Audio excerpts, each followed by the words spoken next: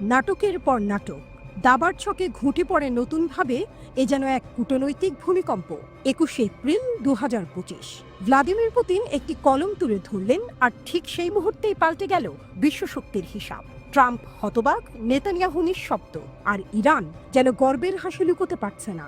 পুতিনের সেই কলমের আঁচড়ে জন্ম নিল এক ঐতিহাসিক 20 বছরের কৌশলগত অংশীদারিত্ব। রাশিয়া ও ইরান এখন আর শুধু প্রতিবেশী নয়, তারা এখন আনুষ্ঠানিকভাবে মিত্র। এই চুক্তি শুধু একটি কাগজ নয়, এটি হলো শক্তির ঘোষণা, প্রতিরোধের কাব্য, প্রভাব বিস্তারের এক বিশাল পদক্ষেপ। চুক্তিটি প্রথমে জানুয়ারিতে স্বাক্ষরিত হয়, কিন্তু 21শে এপ্রিল পুতিন যখন এটি আইনে পরিণত করলেন, তখন তা হয়ে উঠল এক জ্বলন্ত বার্তা। ওয়াশিংটন শোনো, তেল আবিব প্রস্তুত হও। এ চুক্তির ভাষা শান্ত, কিন্তু এর প্রভাব ঝড় তুলছে। তেহরান ও মস্কো সিদ্ধান্ত নিয়েছে অর্থনীতি থেকে সামরিক কৌশল সব খাত একে অপরের হাত ধরে হাঁটবে। তারা জানে শত্রু এক, হুমকি এক, প্রতিরোধ এক। তবে লক্ষণীয়, এই চুক্তিতে নেই কোনো পারস্পরিক প্রতিরক্ষা ধারা। ইরান আক্রমণের শিকার হলে রাশিয়া বাধ্য নয় তাকে বাঁচাতে, কিন্তু তার মানে কি সম্পর্ক দুর্বল? মোটেও না। এর মধ্যে রয়েছে এমন কিছু ব্যবস্থাপনা যা ভবিষ্যতের যুদ্ধ কৌশল পাল্টে দিতে পারে। চুক্তির কেন্দ্রবিন্দু হলো একটি সামরিক কর্মী গোষ্ঠীর গঠন, যাদের কাজ হবে প্রতিরক্ষা সহযোগিতার রূপরেখা তৈরি ও বাস্তবায়ন। এই কর্মসূচির আওতায় থাকবে সামরিক বিশেষজ্ঞ প্রতিনিধিদের বিনিময়, জ্ঞান ও কৌশল আদান প্রদানের মাধ্যমে শক্তি বৃদ্ধি। রাশিয়ান ও ইরানি নৌবাহিনীর বন্দর সফর, দূরত্ব কমবে, বোঝাপড়া বাড়বে। যৌথ প্রশিক্ষণ কর্মসূচি, সামরিক প্রস্তুতির ক্ষেত্রে ঐক্য গড়ে তোলা, ক্যাডেট ও প্রশিক্ষকদের বিনিময়, ভবিষ্যতের সৈনিকদের একই ধাঁচে গড়া, আন্তর্জাতিক প্রতিরক্ষা প্রদর্শনীতে অংশগ্রহণ, বিশ্বমঞ্চে একত্র অবস্থান, ক্রীড়া ও সাংস্কৃতিক প্রতিযোগিতা। শক্তি শুধু বন্দুক নয়, সম্পর্কেরও। সমুদ্রে যৌথ উদ্ধার ও জলদস্যুতা প্রতিরোধ অভিযান, একসাথে রক্ষা করবে নৌপথ। এ যেন শুধু সামরিক সম্পর্ক নয়, একে বলা যায় আত্মিক বন্ধন। রাশিয়া ও ইরান একসঙ্গে একটি নতুন পথ গড়ে তুলছে, যেখানে পশ্চিমা প্রভাব রোধ করা সম্ভব।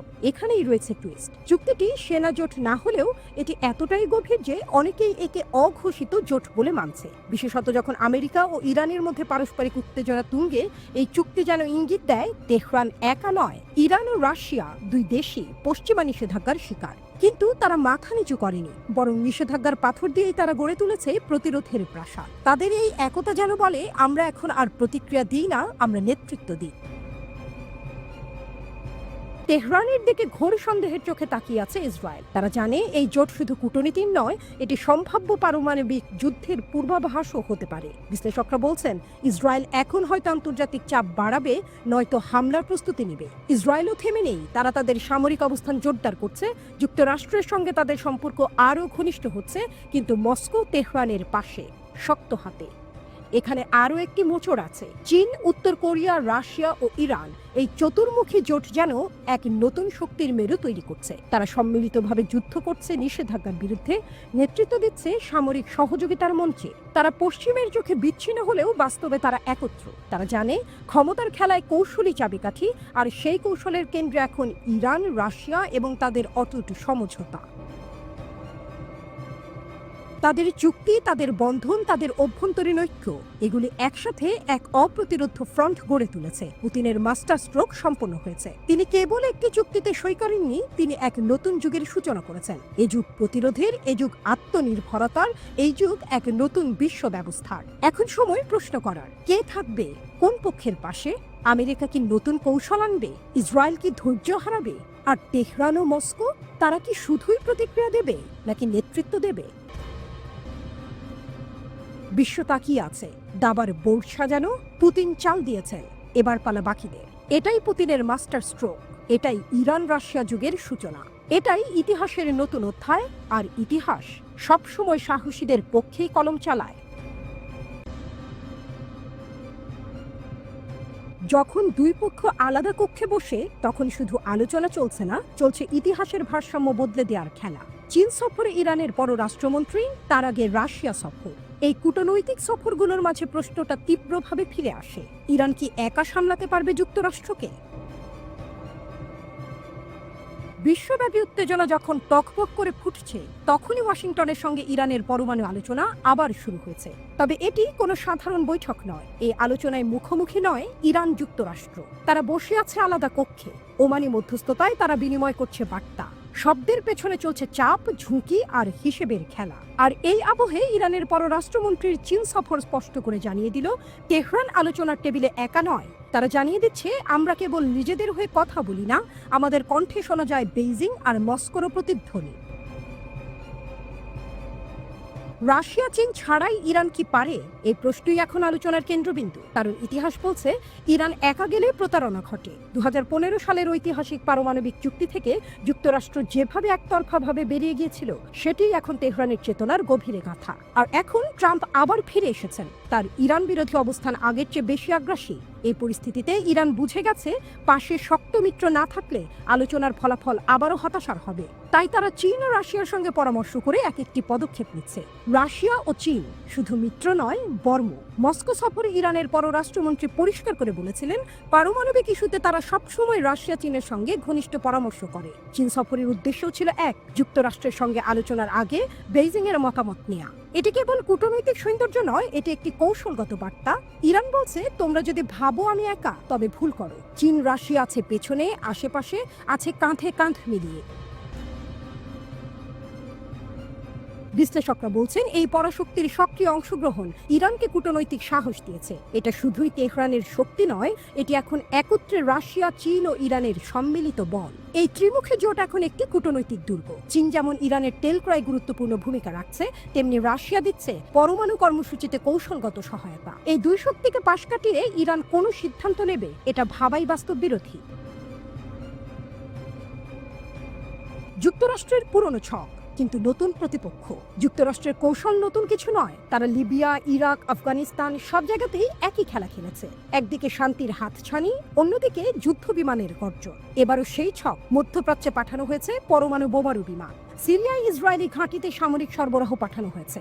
সবই চাপ তৈরি করার জন্য, একটি বার্তা দেওয়ার জন্য, তোমরা না শুনলে আমরা বল প্রয়োগ করব। কিন্তু সমস্যা হলো, ইরান আর 2015 সালের ইরান নেই। এখন তারা শুধু রিভলিউশনারি গার্ড বা কাসেম সোলাইমানি নির্ভর নয়, তারা এখন এক পূর্ণাঙ্গ কৌশলগত জোটের অংশ। অভ্যন্তরীণ দ্বন্দ্ব, ইরানের ভেতরে টানাপোড়েন। তবে সবকিছুই একমুখী নয়। ইরানের ভেতরেও এই আলোচনাকে ঘিরে রয়েছে দ্বিধা। ক্ষমতাসীনদের একাংশ মনে করে, এই আলোচনা আসলে ইসরায়েল ও যুক্তরাষ্ট্রের একটি চাল। তারা গাদ্দাফির পরিণতি টেনে আনছে। বলছে, সমঝোতা করলেই নিরাপত্তা আসে না, বরং ধ্বংস আরও দ্রুত আসে। এই অভ্যন্তরীণ চাপ ইরানের সিদ্ধান্ত গ্রহণে বড় প্রভাব ফেলতে পারে। তাহলে কি যুদ্ধ নাকি জোটবদ্ধ প্রতিরোধ? এই প্রশ্ন এসে দাঁড়ায় সবকিছু। ইরান আলোচনায় রাজি, কিন্তু একা নয়। তারা রাশিয়া চীনের মতামত ছাড়া কোনো গুরুত্বপূর্ণ সিদ্ধান্তে যাবে না, এটা এখন নিশ্চিত। কারণ তাদের এই সম্পর্ক কেবল কূটনৈতিক নয়, এটি নিরাপত্তার রক্ষা কবচ। রাশিয়া ও চীনকে নিয়ে গঠিত এই জোট এখন ইরানের অস্তিত্ব রক্ষার অংশ।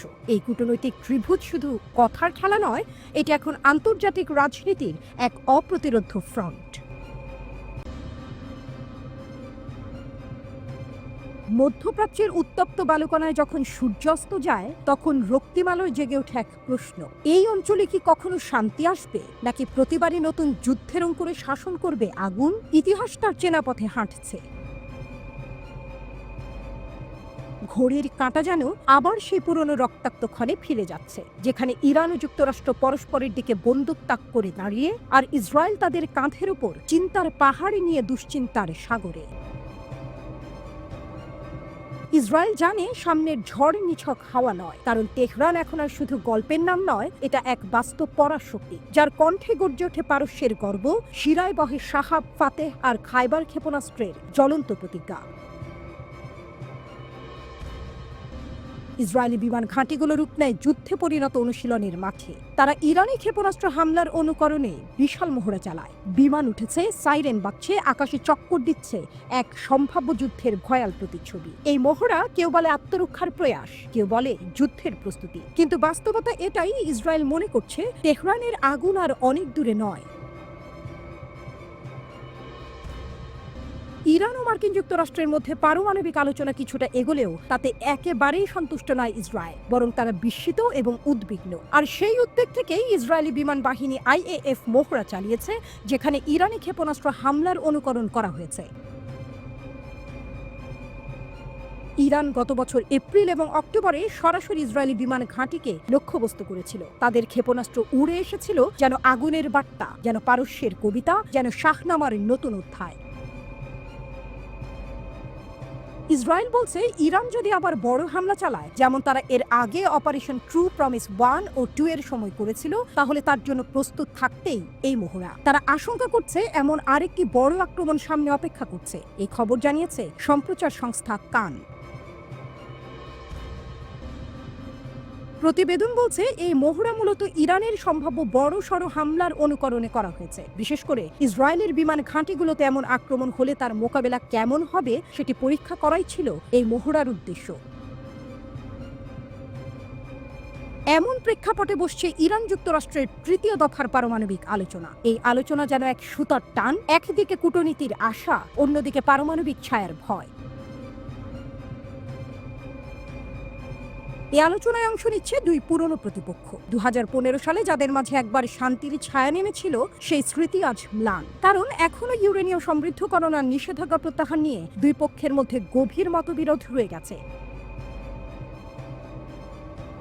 ইসরায়েলের শঙ্কা, ইসরায়েলের বিশ্বাস, এই আলোচনায় ব্যর্থ হলে ইরান এমন এক পথে এগিয়ে যাবে যেখান থেকে ফেরার আর উপায় থাকবে না। তারা আশঙ্কা করছে পারমাণবিক অস্ত্রের অধিকারী একটি ইরান মানে ইসরায়েলের অস্তিত্বই চ্যালেঞ্জের মুখে।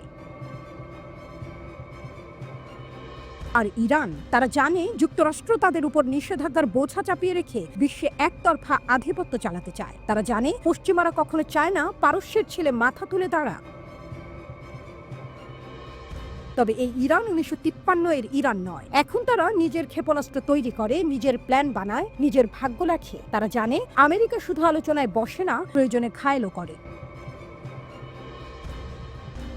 দুই পথ, দুই ভবিষ্যৎ। এই মুহূর্তে আলোচনার সফলতা অথবা ব্যর্থতা শুধু দুটি দেশের সম্পর্ক নির্ধারণ করছে না, এটা নির্ধারণ করছে মধ্যপ্রাচ্যের নিরাপত্তা, বিশ্ব রাজনীতির ছন্দ, এমনকি এক নতুন যুদ্ধের সম্ভাব্য সূত্রপাত।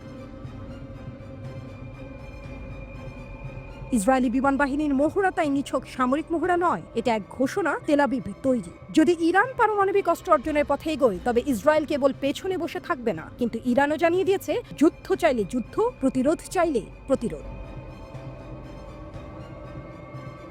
তাদের আকাশে উঠছে ড্রোন, তাদের ক্ষেপণাস্ত্র আজ লক্ষ্যমাত্রা ছাড়িয়ে প্রযুক্তির নতুন অধ্যায়ে প্রবেশ করেছে, নিউ ইয়র্ক টাইমস সম্প্রতি এক প্রতিবেদনে জানিয়েছে। প্রেসিডেন্ট ট্রাম্প তার শাসনামলে ইরানে সামরিক হামলার জন্য ইসরায়েল ও আমেরিকার যৌথ পরিকল্পনা স্থগিত করেছেন। ইসরায়েল এই তথ্য ফাঁস হওয়াকে ইরানের উপর চাপ তৈরির একটি কৌশল হিসেবে ব্যাখ্যা করেছে। তাদের মতে এটি ইরানকে পারমাণবিক চুক্তির দিকে ঠেলে দেওয়ার একটি কূটনৈতিক প্রচেষ্টা। এই উত্তেজনাপূর্ণ পরিস্থিতির মাঝখানে গোটা দুনিয়া তাকিয়ে আছে এক শান্তিপূর্ণ সমাধানের দিকে। এটা কোনো সাধারণ যুদ্ধ নয়, এটি এক দুর্বার শক্তির প্রতিশোধের কথা। মার্কিন যুক্তরাষ্ট্রের অবিরাম বিমান হামলার মধ্যেও হুথিরা তাদের শক্তি আর সাহস বাড়িয়ে চলেছে। তারা সেই শক্তি নিয়ে হুমকি দিচ্ছে তাদের পরবর্তী পদক্ষেপ আরও ভয়াবহ হবে। যুদ্ধ পরিষদের বৈঠক শেষে হুথিরা ঘোষণা করেছে তারা এখন আরও আগ্রাসী, ইসরায়েলকে টার্গেট করার জন্য প্রস্তুত। আমেরিকার আগ্রাসনের কোনো প্রভাব নেই। 22 এপ্রিল হুথিরা এক রক্ত গরম করা বার্তা প্রকাশ করে, যা বিশ্বব্যাপী আলোড়ন সৃষ্টি করেছে। তারা দাবি করেছে মার্কিন যুক্তরাষ্ট্রের প্রায় 1000 বিমান হামলা তাদের সামরিক সক্ষমতাকে একদমও নড়াতে পারেনি। আমাদের দেশের বিরুদ্ধে শুরু হওয়া আমেরিকান আগ্রাসন, যার মধ্যে প্রায় 1000 বিমান হামলা ছিল, আমাদের সামরিক সক্ষমতাকে 1% প্রভাবিত করেনি, হুথিরা ঘোষণা করেছে। তাদের আত্মবিশ্বাস আকাশচুম্বী, এটি কিছুই করেনি। আমরা সকলের কাছে নিশ্চিত করছি যে আমরা এখনো আমাদের সমস্ত শক্তি এবং আমাদের সামরিক অস্ত্রাগার ধরে রেখেছি, এবং আমরা দ্রুত আমাদের সামরিক সক্ষমতা, যার মধ্যে আমাদের বিমান প্রতিরক্ষা ব্যবস্থাও রয়েছে, বিকাশ করতে চলেছি। ইসরায়েলের জন্য কঠোর বার্তা। এতদিনের শত্রু ইসরায়েল এখন তাদের লক্ষ্য। যা আসছে তা ইহুদিবাদী সত্তার জন্য আরও কঠোর হবে, যা সবচেয়ে বেদনাদায়ক এবং শক্তিশালী আঘাত পাবে, হুথিরা সতর্ক করে দিয়েছে। এর অর্থ কি? এক ভয়াবহ প্রতিশোধের ইঙ্গিত। তারা জানিয়ে দিয়েছে যে কেউ তাদের দেশে আক্রমণ করবে তারা শিগগিরই পরাজিত হবে এবং তারা কিছুই অর্জন করতে পারবে না। মার্কিন যুক্তরাষ্ট্রের B-2 বোমারু বিমান যা ডিয়েগো গার্সিয়া দ্বীপে মোতায়েন করা হয়েছে তা হুথিদের নতুন শত্রু। এরই মধ্যে হুথিরা তাদের সামাজিক মিডিয়া অ্যাকাউন্টে একটি ছবি পোস্ট করেছে যা স্পষ্টভাবে এই বিমানগুলোকে আক্রমণের জন্য চ্যালেঞ্জ করছে। এই ছবিটি শুধুই একটি হুমকি নয়, একটি ঘোষণা। তারা বুঝিয়ে দিচ্ছে তাদের প্রতিরোধের শক্তি এবং ক্ষমতা আরও বৃদ্ধি পাচ্ছে। তারা প্রস্তুত।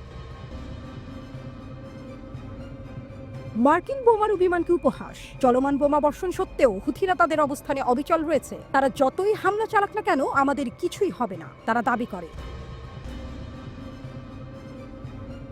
এটি ছিল এক অসীম সাহসিকতার চিহ্ন।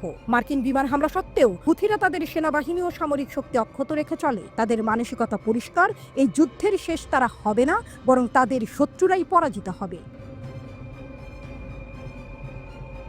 মধ্যপ্রাচ্যের উত্তেজনা তীব্রতর হচ্ছে। মার্কিন যুক্তরাষ্ট্র এবং তার মিত্ররা, বিশেষ করে ইসরায়েল যতই আক্রমণ চালাক, হুথিরা ততই সাহসী হয়ে উঠছে। তারা একে একে প্রমাণ করে চলেছে যে হামলা তাদের শক্তিকে ভেঙে ফেলতে পারে না, আর প্রতিরোধের প্রস্তুতিও তাদের মধ্যে শক্তিশালী। আজ তারা একাধিক আক্রমণের পরেও অটুট, আর আগামী দিনগুলোতে তারা আরও শক্তিশালী হয়ে ফিরে আসবে। তবে হুথিরা শুধু আক্রমণ করতে প্রস্তুত নয়, তারা নিজেদের শক্তি আরও দৃঢ় করতে রীতিমতো পরিকল্পনা করছে। তারা তার পরবর্তী প্রতিরোধ যুদ্ধের জন্য নিজস্ব প্রতিরক্ষা মেকানিজম গড়ে তুলছে, যেখানে বিশেষ বাহিনীর আক্রমণ ছাড়াও বড় ধরনের হামলা হতে পারে। ইয়েমেনের পরিস্থিতি দিন দিন আরও ভয়াবহ হয়ে উঠছে। বিশেষ করে হুথিরা যখন প্রস্তুত, তারা তীব্র আক্রমণের জন্য উন্মুখ। ইয়েমেনি সরকারের প্রস্তুতি আর মার্কিন বিমান হামলা মিলিয়ে সামনে কি অপেক্ষা করছে তা এখন পরিষ্কার। একটি দীর্ঘমেয়াদী যুদ্ধ যা সমাপ্তি হতে সময় নেবে। হুথিরা তাদের শক্তি জোরালো করছে। তাদের ওপর যত আক্রমণ হচ্ছে ততই তারা ফিরে আসছে আরও কঠোরভাবে।